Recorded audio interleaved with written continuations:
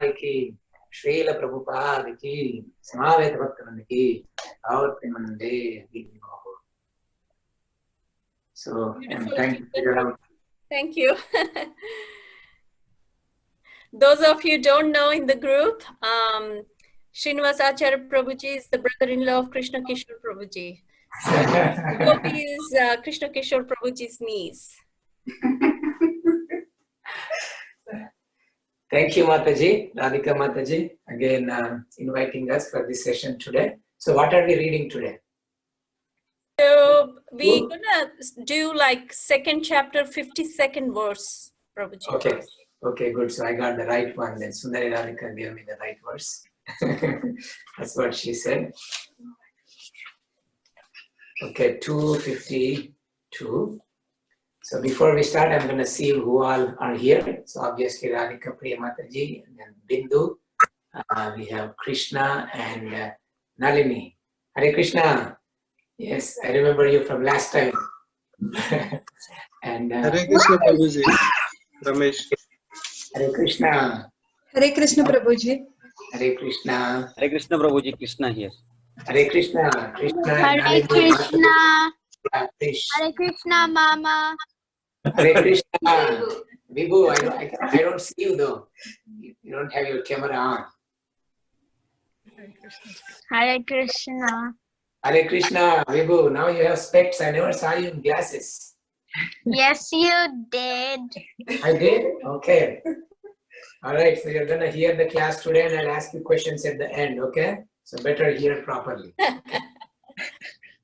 All right. So we'll get started. Om Namo Bhagavate Vasudevaya. Om Namo Bhagavate Vasudevaya.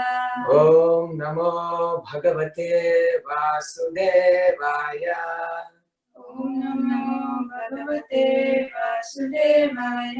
Om Namo Bhagavate Vasudevaya. Om Namo Bhagavate Vasudevaya. Okay, reading from Bhagavad Gita as it is, chapter number 2, contents of the Gita summarized, text number 52. So Mataji, is the sound okay? Can you hear me all right? Actually, you are on mute, Mataji. Yes, Prabhuji. Yes, we can hear you, Prabhuji. Okay, so Mataji, if you could repeat after me, then I know that you are able to hear okay. So chapter 2, verse 52. Yada te moha kalilam. Yada te moha kalilam. Buddhir vyatitarishyati. Buddhir vyatitarishyati. Tada gantasi nirvedam. Tada gantasi nirvedam. Shrotavyasya shrutasya cha. Shrotavyasya shrutasya cha. Would you like to chant, Mataji? Yada te moha kalilam. Yada te moha kalilam. Buddhir vyatitarishyati. Buddhir vyatitarishyati. Tada gantasi nirvedam. Tada gantasi nirvedam. Shrotavyasya shrutasya cha. Shrotavyasya shrutasya cha. So I'll ask one of the participants to read the translation and maybe someone else can read the purport. That way I know that they have the books with them.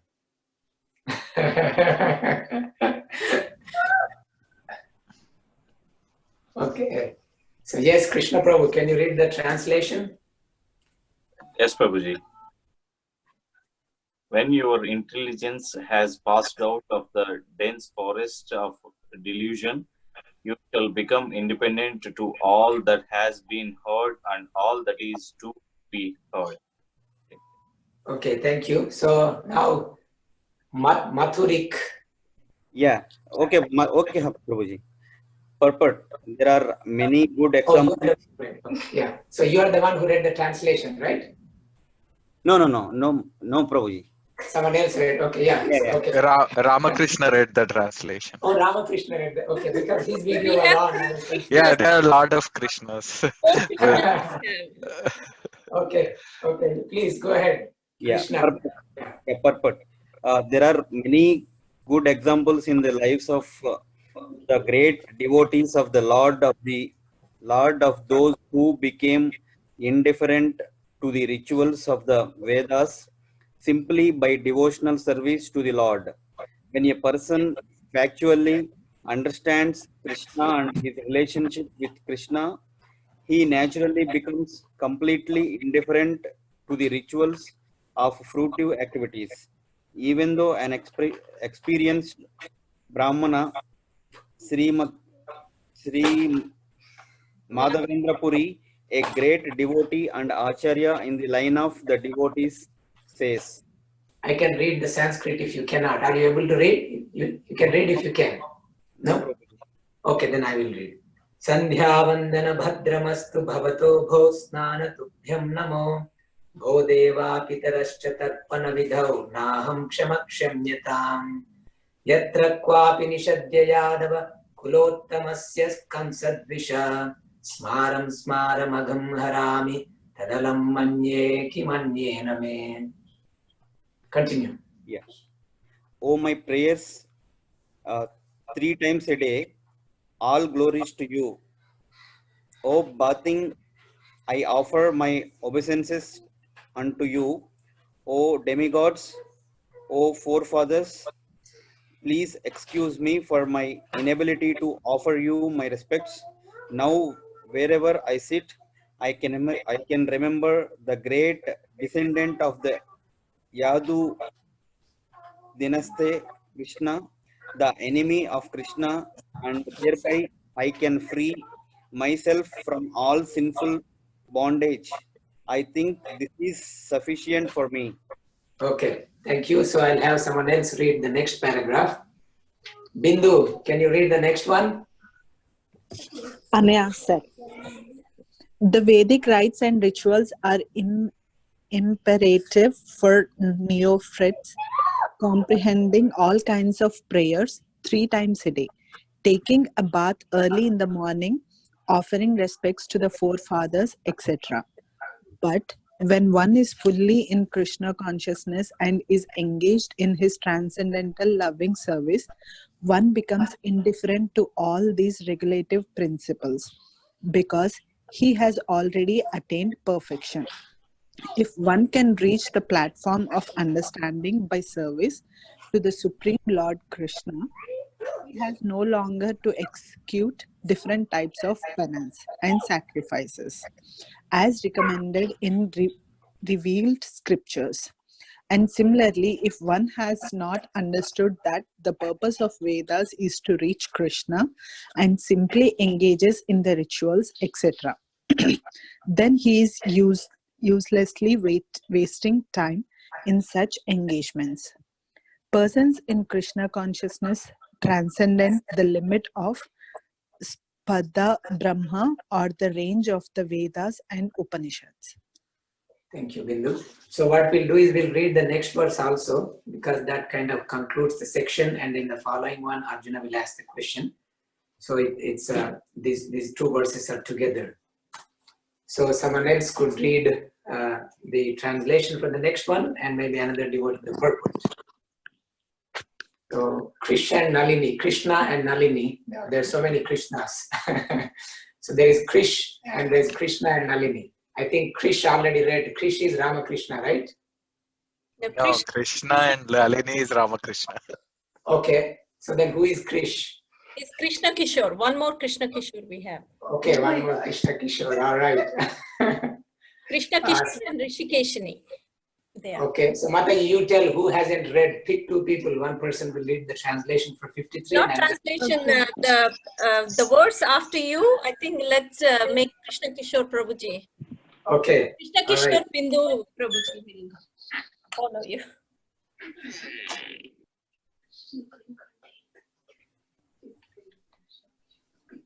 Krishna Kishore. Yes, Baba. Okay, now you read 53 translation. When your mind is no longer disturbed by the flowery language of the Vedas, and when it remains fixed in the trance of self-realization, then you will have attained the divine consciousness. Okay, then there's purport. Someone else could read. Rajashekaran.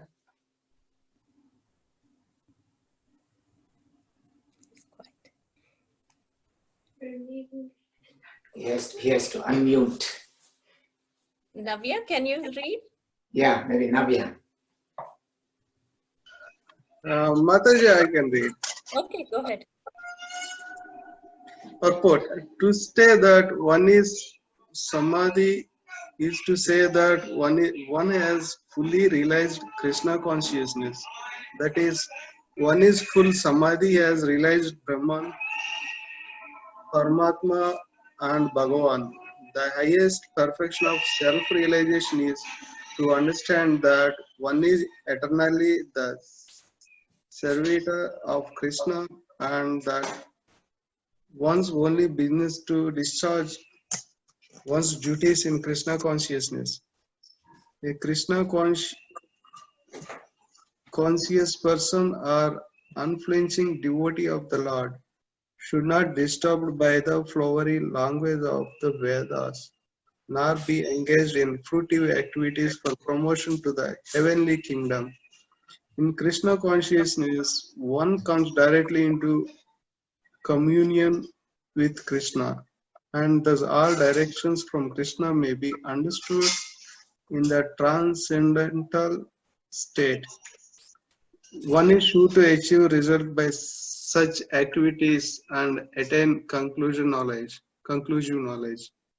One has only to carry out the orders of Krishna, his respectiveness, the spiritual representative, the spiritual master. Thank you. Thank you very much. Omajnanatimirandasya jnananjanashalakaya chakshurunmilitam yena tasmai shri gurave namaha bhukam karoti vachalam pangum langhayate girim yatkripatamaham vande shri gurum deenataranam paramananda madhavam shri krishna chaitanyameshwaram Namo Vishnu Padaya Krishna Presthaya Bhutale Srimate Bhaktivedanta Swaminiti Namine Namaste Saraswate Deve Gauravani Pracharine Nirvishesha Shunyavadi Paschatya Deshatarine Vancha Kalpatarubhyascha Kripa Sindhubhya Evacha Patitanam Pavanebhyo Vaishnavebhyo Namo Namaha Jai Shri Krishna Chaitanya Prabhu Nityananda Shri Advaita Gadadhara Srivasadi Gaura Bhakta Vrinda Hare Krishna Krishna Krishna Hare Hare Hare Rama Rama Rama Hare Hare. Gopi, can you sit there? Okay, so chapter 2, verse number 52-53. These verses are concluding a particular section. So starting from verse number 40, Krishna started explaining this concept called Buddhi Yoga. So what was the theme in these verses?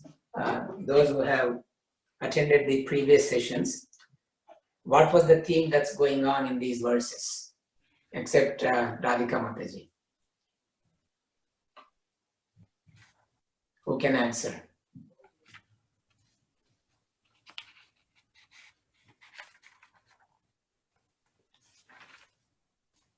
You can summarize what you have heard, or even mention some of the points that you may have heard in this section from verse number 40.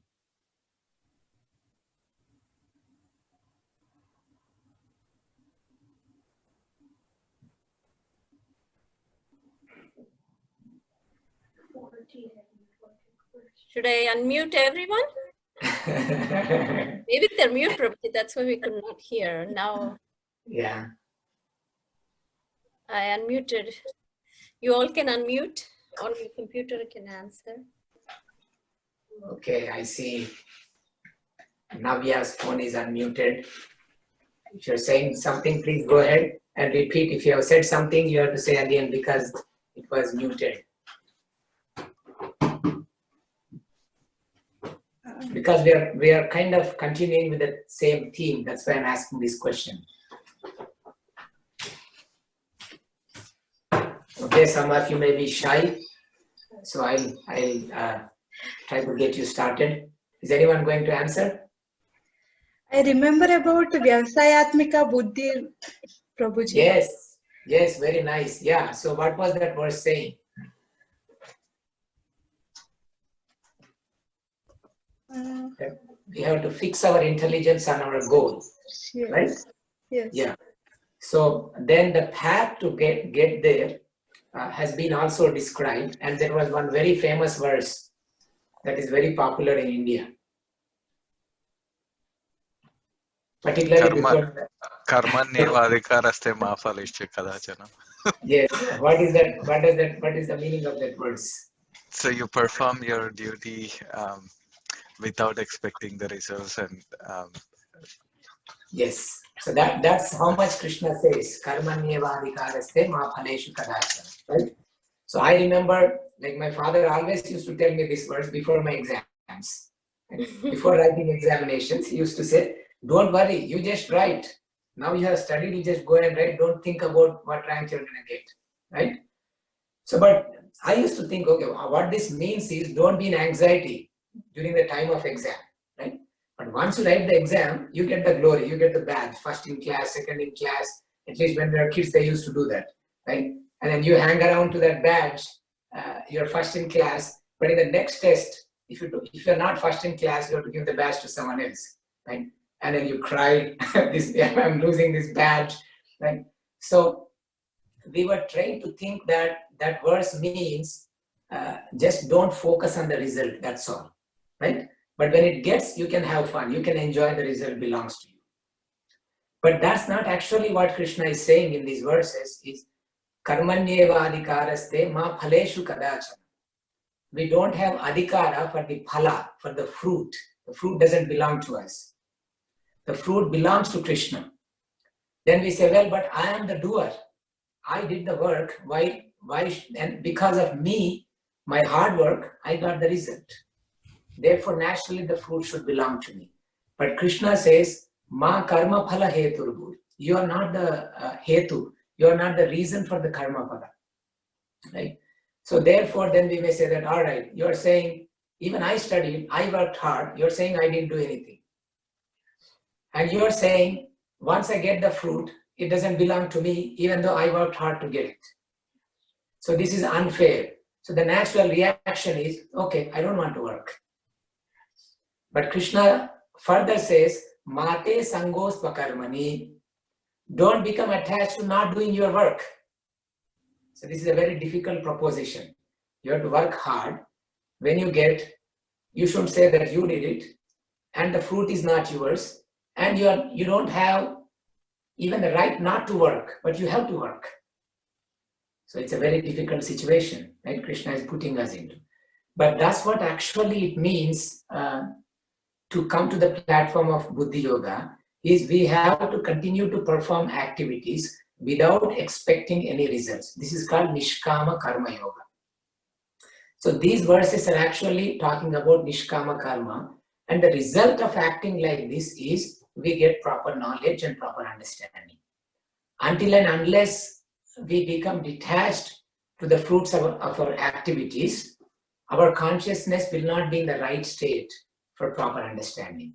So the goal of all these verses is to bring us to this point of not expecting the results of our activities, but still continue to do the activities and giving the results to Krishna. So then what are some of the impediments in doing all these activities? The impediments are attachment to a particular result and particular type of work. So in order to get results in a particular type of work, we are focused on getting the right result. So therefore we take shelter of what should I do to get this particular result so I can enjoy that result. So what do we do to get that result? Then we take shelter of Vedas. Because in the Vedas, there are many prescriptions that if you do a particular activity, you are going to get this result. So therefore, when we invite people for Krishna consciousness and tell them to do some chanting and all these things, they will equate this one to some kind of ritualistic activity that they do. So when we tell them, come chant holy names with us, oh, is this same as Lalita Sahasranama that we do? Because when I do this Lalita Sahasranama, then I'll get some benefit. Right? So people equate devotional service to some Vedic activity, or is it some Navaratri Puja? Even for Diwali, there is some something in South India called Nomulu, which you do worshipping Parvati Devi, so that you can get some benefit. And at the end, the priest will say, by doing this, you get this benefit. But if you stop doing this, you'll be in trouble. Okay. So there are all these different injunctions in the Vedic literature, which actually motivate us to get the result. They motivate us to focus on the result. So therefore, Krishna is saying, actually we have to be above these things. So therefore, Krishna is saying in verse number 52, Yadate moha kalilam buddhir vyatitarishyati tada gantasi nirvedam shrotavyasya shrutasya. So you will be indifferent. This word nirvedam, it means being indifferent to all these things, being callous to all these things. And when you are like that, when you are situated, when your intelligence has passed out of the dense forest of delusion, then you become indifferent to everything that you have heard and everything you are hearing right now and you heard in the past. You'll be callous to all these things. People may tell you so many things. Why are you doing this? And sometimes they say, you can do both. You can chant Hare Krishna, but you can also have fun and do other activities. And on Saturday you go for a movie, and then Sunday you go to temple. Do both, right? And so they are trying to encourage us in this manner. Our friends and relatives, everybody, they'll encourage us in this manner. And they'll encourage us in performing this. If we are in a particular family, we may be having these rituals that we do in the family, which may be in the nature of a karma kanda, right? So then when we come to Krishna consciousness, we become fearful. Oh my gosh, what's going to happen? If I stop doing this puja for Durga Devi, I think I'll be in trouble. Something will happen to my family. So therefore, I must do it, right? So we have this fear. Of course, when we have this fear, you can continue to do it. But gradually, you yourself will realize that, wait a second, I am worshipping Krishna, then there is no need to worship anyone, because Krishna clearly says in the Bhagavad Gita, this worship of other deities is actually indirect worship of Krishna. So when I am directly worshipping Krishna, there is no need of indirectly worshipping Krishna. So in this way, Krishna consciousness becomes more and more attractive to us, and we will not feel that same joy of worshipping Krishna in doing all these rituals. So therefore, a pure devotee like Madhavendra Puri, does everybody know who Madhavendra Puri is? Bindu, Gita, Krishna, Krishna Nalini, Krishna Balam, many Krishnas. Do you all know who Madhavendra Puri is? Sri Chaitanya Mahaprabhu's spiritual master. No, grand, Great spiritual master. Yes. grand guru. Yes. He's Parama Guru of Chaitanya Mahaprabhu.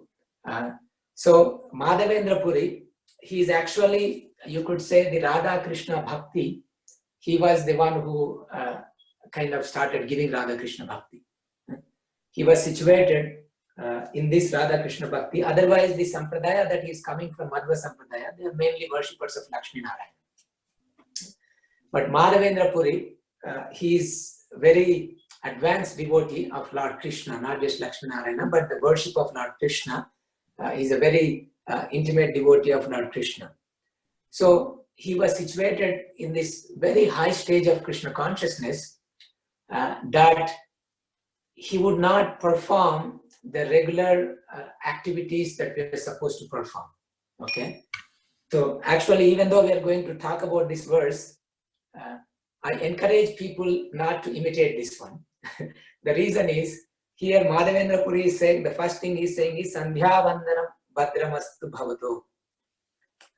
So when we say, when we have some sort of disagreement, or when we are pushed to do something we don't want to do, then sometimes we say Namaste, right? Namaste to this activity, right? So we say, come on, you have been telling me to study, mama. Namaste, all glories to this study, right? So because we don't want to do it, pushing upon us. So the Vedic injunctions is, we have to do Sandhya Vandanam every day, particularly those who are second initiated.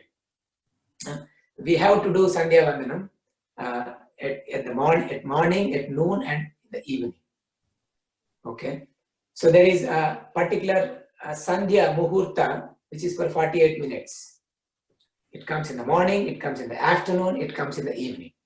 So we have to chant our Gayatri at those specific times. And those who are practicing Krishna consciousness, they are doing sadhana bhakti, so we must do it. We cannot say Madhavendra Puri is saying this, I'll stop chanting my Gayatri. So it is an injunction that's required for us to do. So therefore, the level of devotion that's expressed here, that Srila Prabhupada is saying here, is for a very highly elevated devotee, Uttamadhikari. So for that kind of devotee, so Madhavendra Puri is saying, all glories to you, O Sandhya Vandanam. And Bho means in Sanskrit, hey, right? Hey, Snanam, Snana Tubhyam Namo. Hey, bathing. I don't want to take bath. Oh, this is very nice. We don't have to take shower every day. Many devotees will appreciate this, right? Because before someone has become devotee, now taking bath is becoming a rarity. A lot of people at work, they don't take bath every day. They don't take shower every day. They get up in the morning and they just, fresh up, mouthwash and brush their teeth, and they come to work. And I was shocked. One day Sundari Radhika told me that a lot of Indians, they wake up and send their children to school without taking a shower. And they put them to bed at night, take shower and go to sleep. I was like, really? She said, yeah, that's what people do. I was shocked, right? In United States. So, but this is not good. But Madhavendra Puri will do this. Okay, he doesn't need to take a shower. Because he's beyond the Vedic injunction. But as far as we are concerned, actually cleanliness will help us. And the reason Madhavendra Puri is saying all this, we'll find out in the last line of this verse. So, and he's also saying, Deva Pitarashcha Tarpana Vidau Naham Kshamaksham Yatam. So he's asking for forgiveness for his ancestors. I can no longer do pindas to ancestors. So now we may think this is also very good. My father would do for his mother, for his father, for his grandmother, for his grandfather. Every other month he has to do this ritual. He has to go give these vegetables and rice and all these things in a temple in memory of his ancestors, right? Then, we may think, oh my gosh, what is this? I cannot do all these things. I'm so busy with my life. I cannot do all these things, right? But no, we must do these things, okay? Because we have a responsibility for the ancestors. They have given us this body. They have given us birth in a family. Along with that came our rights for inheritance. They have given us so many traditions. So we owe all these things to our ancestors. So therefore, what should we do? Well, we have to also do this tarpanam. Well, then how do we do? So when we become devotees, actually Krishna will be happy. So once we get initiated, we can all adjust all these things in a proper way. So once a year, there's Pitru Paksha. At that time, we can sponsor a feast. And invite everybody, have nice kirtan and feed prasadam. So devotees do this throughout the year, right? So at that time, we can take a plate of prasadam and offer it to our ancestors. And then they will also advance in their Krishna consciousness. So these rituals are there so that we help them to attain, if they haven't attained a gross body, we help them attain gross bodies. And even if they attain a higher stage, we help them to stay in that stage by performing all these activities. So we can dovetail all these activities in Krishna consciousness properly. But if someone becomes a pure devotee like Madhavendra Puri, someone becomes a sannyasi, then we don't have to do anything. Because we have become pure devotee, Krishna himself will liberate everybody. Just like he did to Prahlad Maharaj. To Prahlad Maharaj, he promised that he will not kill anybody in his family, he will liberate everybody. So therefore in Krishna book, you will read a story of Banasura. Banasura attacks Krishna and he's so devoted to Lord Shiva. Lord Shiva, Kartikeya, Ganesha, they all support Banasura to fight against Krishna. It was so fierce battle that all the demigods were watching from the sky. That was even, you could say, even bigger than the Mahabharata, because Lord Shiva also fighting. So you could imagine how this war was. So when that fighting was happening, this Banasura, he had 1,000 arms. So Krishna will cut off all those arms. And Lord Shiva says, my Lord, please don't kill him. At that time Krishna says, no, I'm not going to kill Banasura. I will not kill Banasura. Because his grandfather is Prahlad Maharaj. Because he's my pure devotee, I gave a vow that I will not kill anybody in his family. How is Banasura related to Prahlad Maharaj? So he's Balimara's son. So Gopi is asking how is he related. So his Banasura is Balimara's son. So but Krishna has promised that Prahlad Maharaj's relatives like that, they will get liberated. Right? So when we become pure devotee like Madhavendra Puri, then we don't have to do all those things, right? But we are not there yet. So therefore, instead of avoiding our duties, we dovetail, and in Krishna consciousness itself, we can offer prasadam to our ancestors. In this way, we can invite them into the mood of Krishna consciousness. So then he says, Yatra kvapi nishadya yadava kulottamasya kamsad vishaha smaram agam harami tad alam manye ki manye name. So he's saying, actually, the reason I don't want to do all these things because I am doing something greater. And what is that greater I am doing? I am smaram. I'm always remembering, I'm always thinking. Who am I thinking of? I'm thinking of the descendant of the Yadu dynasty. And who is that descendant of Yadu dynasty? He's also enemy of Kamsa. And his name is Krishna. So wherever I sit, I'm able to think of Krishna. Therefore, whatever sin I have, and he says, Agam harami. Agam means sin, right? So because I'm thinking of Krishna all the time, I'm becoming free from all sins. And therefore, there is no need to do anything else. So the reason we do all these rituals and all these activities is to come to the point of thinking of Krishna all the time. But if you are able to think of Krishna all the time, then where is the question of doing anything else? Every activity that we do, even in devotional service, is to bring us to the point of always able to think of Krishna. Now, if we do a lot of things, but we are not able to think of Krishna, then we have to rethink our strategy. Okay. Sometimes it so happens we become very passionate that I want to do this, I want to do that, I want to do that. In Krishna consciousness also. And then the rounds, the chanting will go behind and we are behind our rounds. And even when we're doing the activity, we're so passionate about the result and everything, we forget Krishna. We forget who we are doing it for. We become self-conscious, I am doing this. Or sometimes we may be sick, but we're pushing ourselves just to show to the world that see how much I'm doing. Right? So we have to always think about what is the goal in Krishna consciousness. It is to always think of Krishna. And if we can come to that point, then none of these rituals that make sense. Therefore, Prabhupada says the Vedic rites and rituals are imperative for neophytes.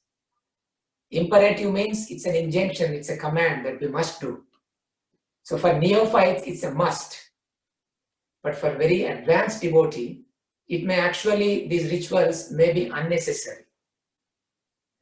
Rituals may be unnecessary, and sometimes rituals may even be, certain rules and regulations may even be obstacles in the process of Krishna consciousness. For example, well, I'll talk about that example once I finish the next verse. So in this way, everything, all the Vedic injunctions are meant for Krishna consciousness, but someone who has come to Krishna consciousness, there is no need to do all these Vedic injunctions. When we are kind of in the beginning stages of Krishna consciousness, we can dovetail everything. And as we advance more and more, we don't even need to do certain rituals at all.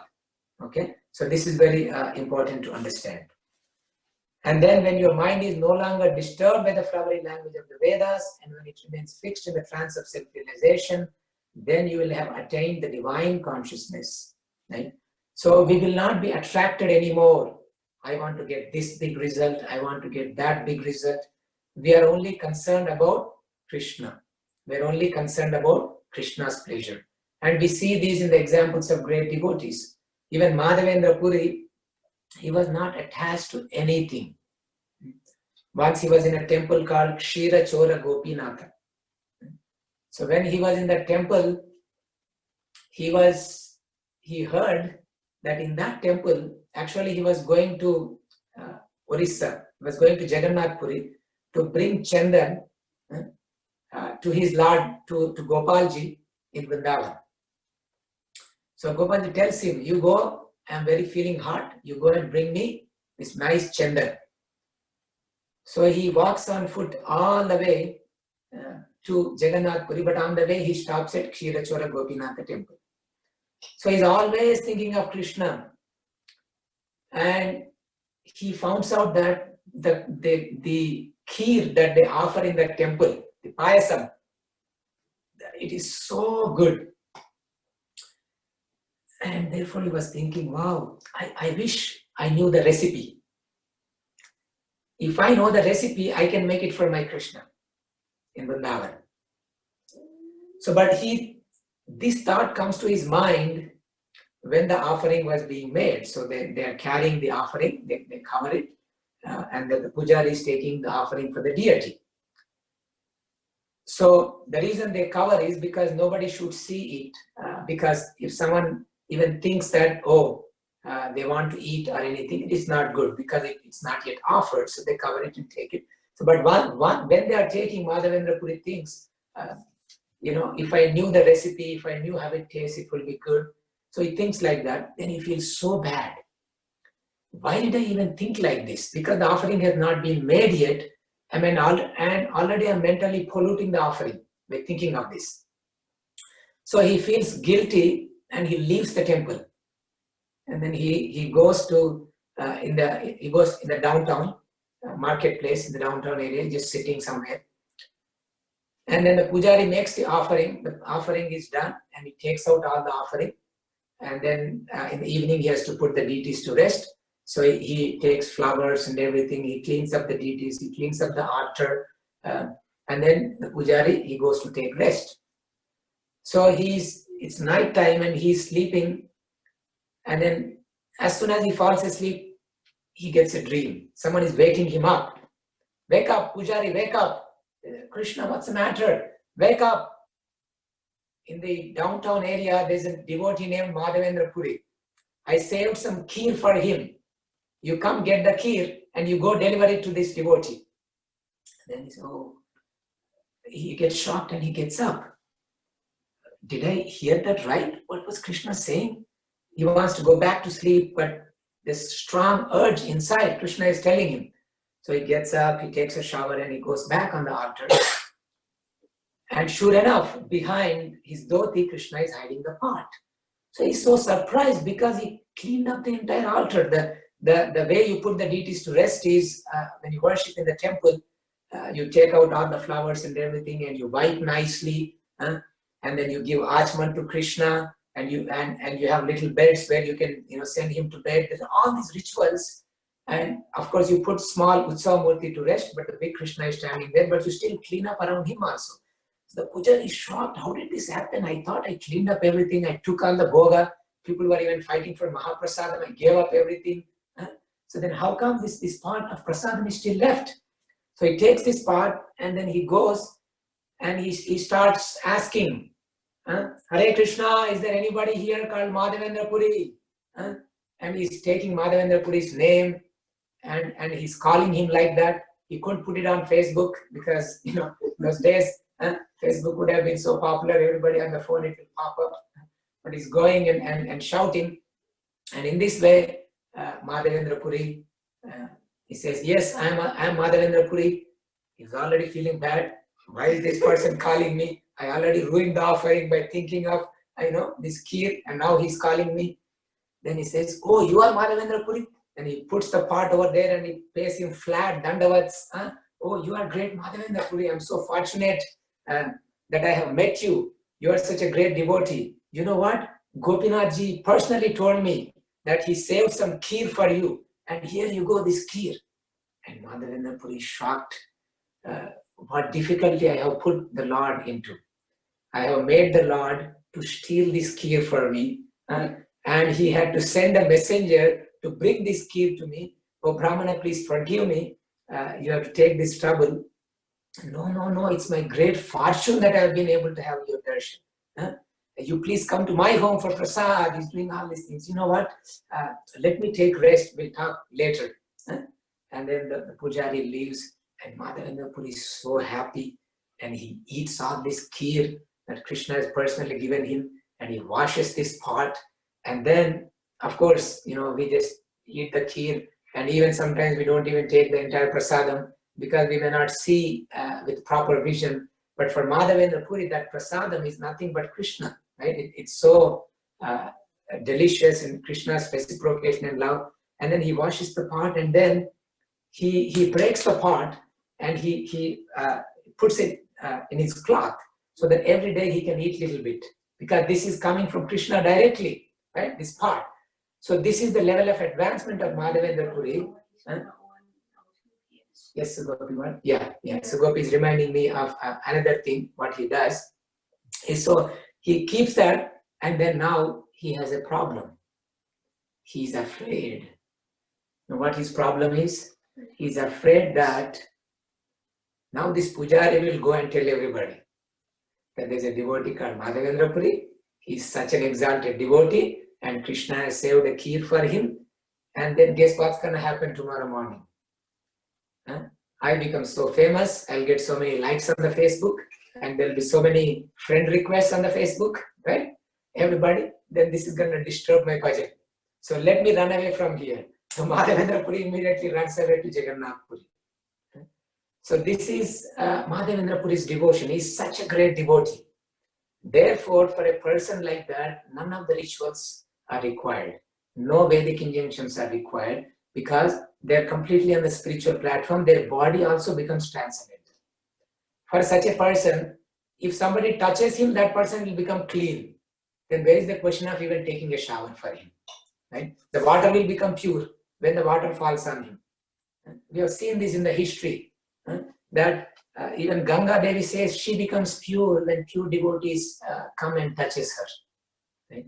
So therefore, for a devotee like Madhavendra Puri, none of these rituals are required, and that's what Prabhupada is talking about in the purport, in these two purports. Right? This highest perfection is to always think of Krishna, and this particular state is called samadhi.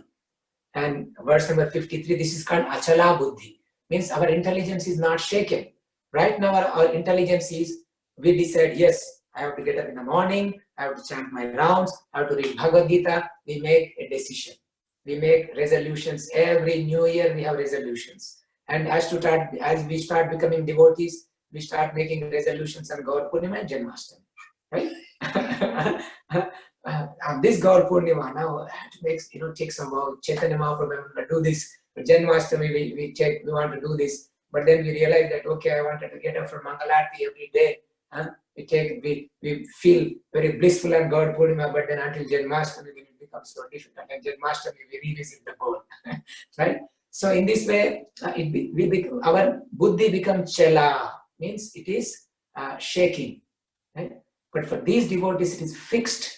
The same thing, one of the Mataji, I believe it was Navya Mataji, was saying, Vyavasayatmika buddhi. So this achala buddhi has to be there fixed. And for such a person, then he can get into the state of samadhi, where Krishna, remembering Krishna is not an endeavor, but actually anything that's coming in the way of Krishna becomes a difficulty. Like Madhavendra Puri, for him doing all these activities will be a difficulty because he's always thinking of Krishna. So one other example I want to talk about is about following these regulations and rules.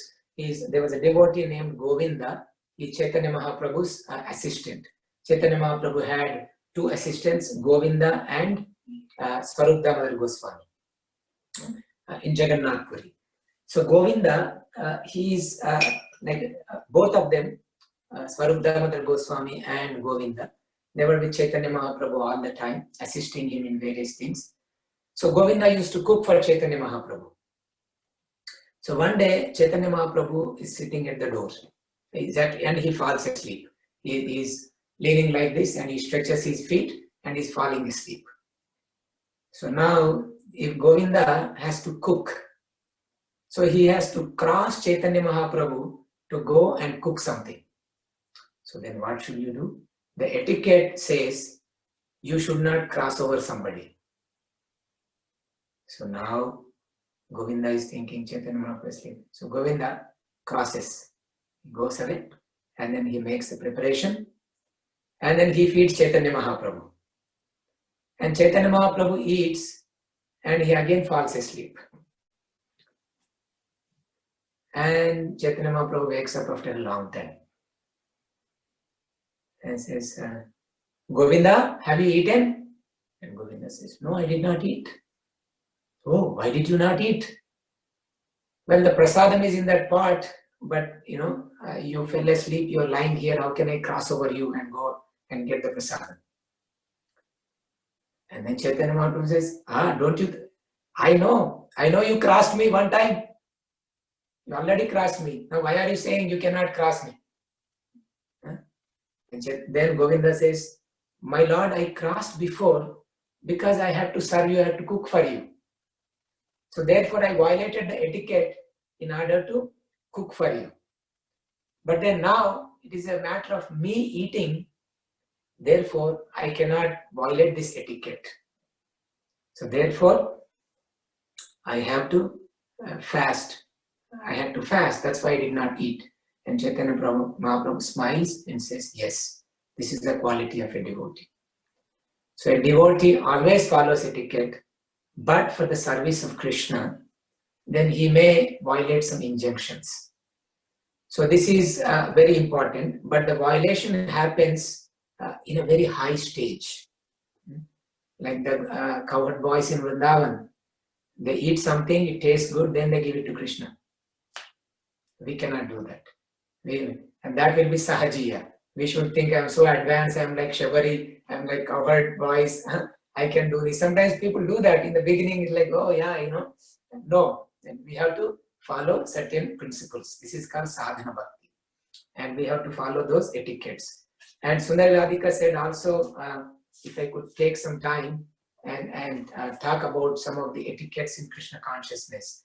So Mataji, did you have any specific things?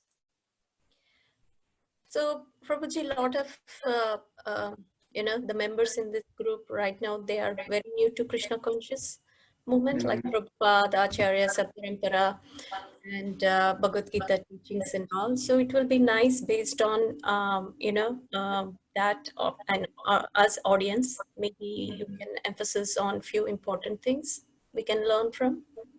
Okay. So it's we call it Vaishnava etiquette. In the Vedic culture, this is called Sadachara. Sadachara. Some of you who may have attended some schools like Shishu Mandir, they actually have in their syllabus what's called Sadachara to teach certain etiquette, certain behavior. Unfortunately, it's no longer a subject matter. Sometimes we have optional subject called moral sciences or moral studies, something like that. But it's no longer taught. So it is the responsibility of the elders to pass down this etiquette in the family, in the culture, in the tradition. So I see, because it's a very broad subject matter.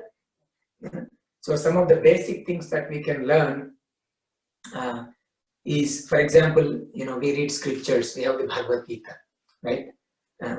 It is always important when we come to West, and now as the civilization is going, we see a lot of paper lying around, right? And sometimes people use newspaper and other things as a carpet also. Put it in your car so that your carpet doesn't go wrong and you step on that paper, right? So we have, and then suddenly when you come to Krishna consciousness, now the Back to Godhead magazine, the Bhagavad Gita, this is also paper, right? But Bhagavad Gita, anything that we use in the service of Krishna is not different from Krishna. Krishna's name, Krishna's form, Krishna's qualities, and Krishna's paraphernalia. Anything that is used in the service of Krishna, this is considered to be an expansion of Balaram, Lord Balaram. And Lord Balaram is Guru. So we should treat all these things with respect, whether it may be our kartal, whether it may be our book Bhagavad Gita, harmonium, mridanga. So sometimes you see devotees, they take and they touch it to their head. So this is a sign of respect. So we have to respect our Bhagavad Gita, we have to respect our musical instrument. So we have to have a feeling of devotion towards these objects because they are used in the service of Krishna. So therefore we should not touch them with our feet. Okay. And also it's not good to put them on the ground where we walk.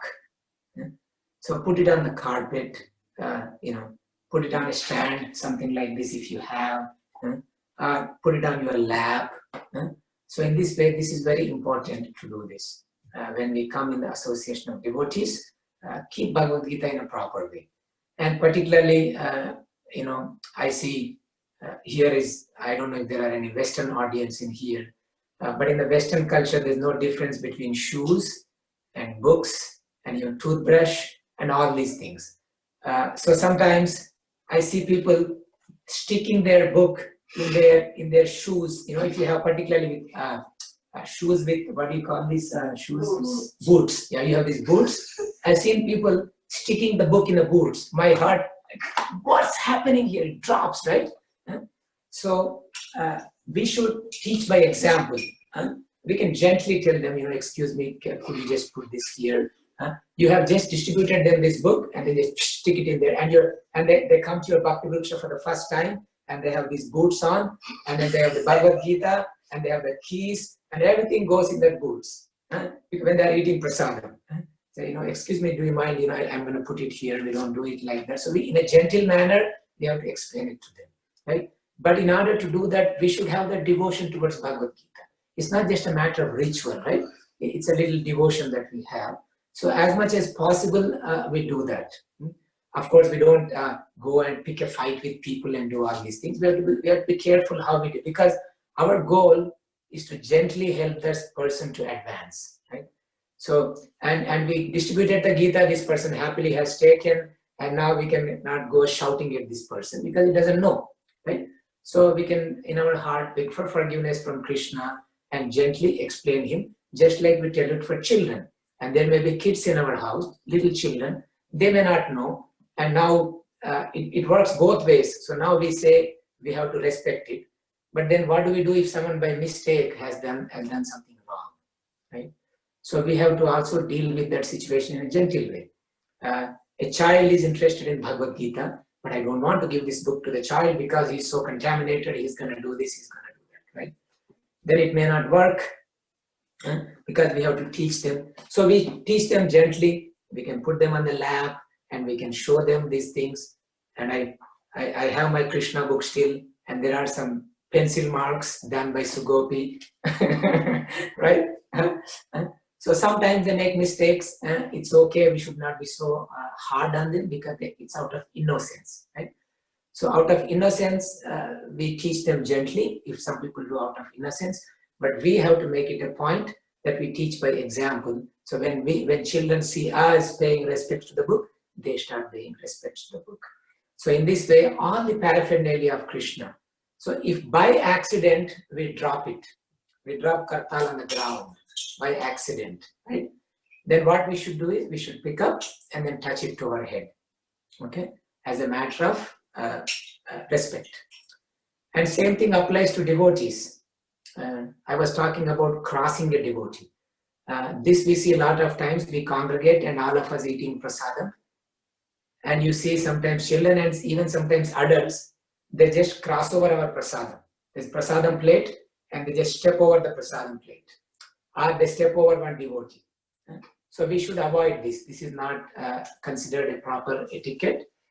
We should ask for, would you please mind moving the plate a little bit so that I can walk? Or you could walk from the back. So we should not step on a devotee. And if by accident, and sometimes this happens, a lot of times you're in the temple and you're paying obeisances and then you touch with your feet somebody. At that time, you can say sorry, and if possible, you can just, touch your hand to a head and say, I'm sorry. So in this way, we have to practice some etiquette when we are dealing with devotees. And particularly when we are dealing with advanced devotees like sannyasis, we have to maintain some stricter etiquette. So, yeah, so ideally, when we see the sannyasi, at least one time when you see, you pay obeisances, you pay respects. And now, this may be for some people, this may be difficult. So depending on how comfortable you are with Krishna consciousness, I don't want to say you can only associate with devotees if you do this. Ideally, for sannyasis, we touch our head to the ground. You don't need to pay flat dandavats, but on your knees you can touch your head to the ground. And if you are not there to do this, you don't have to force yourself. You can fold your hands and just bow your head, say Hare Krishna Maharaj, right? But in front of Krishna, we must touch our head. This is something everybody has to learn. In India, we just go to any temple and we just fold our hands and close the eyes. That is good, but we have to touch the ground to the head, because this is our sign of respect to Krishna, and actually it will help us advance. Because the reason we go to Krishna is to show our surrender, and this is a sign of surrender when we touch our head to the ground, and then we pay respects to them. Now, when it comes to devotees, I said at least for sannyasis, try to touch the head to the ground, and if you're not comfortable, it's okay. You can just fold your hands and say Hare Krishna, that much. So this is how you, and also when dealing with sannyasis and pure devotees like that, we cannot treat them as casually as normal people. So we should hear more and talk less with them.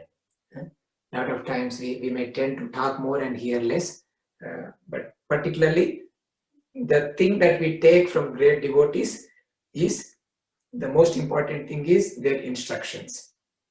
So we can ask questions, some good questions, some personal questions are also when we meet them, and then hear from them nicely in that way. And also we have a tendency to give something in the Vedic culture. When you go meet an advanced devotee like that, you give them something, a fruit or a little donation. Same thing when you go to temple. So these are some of the sadachar that we follow in the Vedic culture. What else? So can you think of anything else?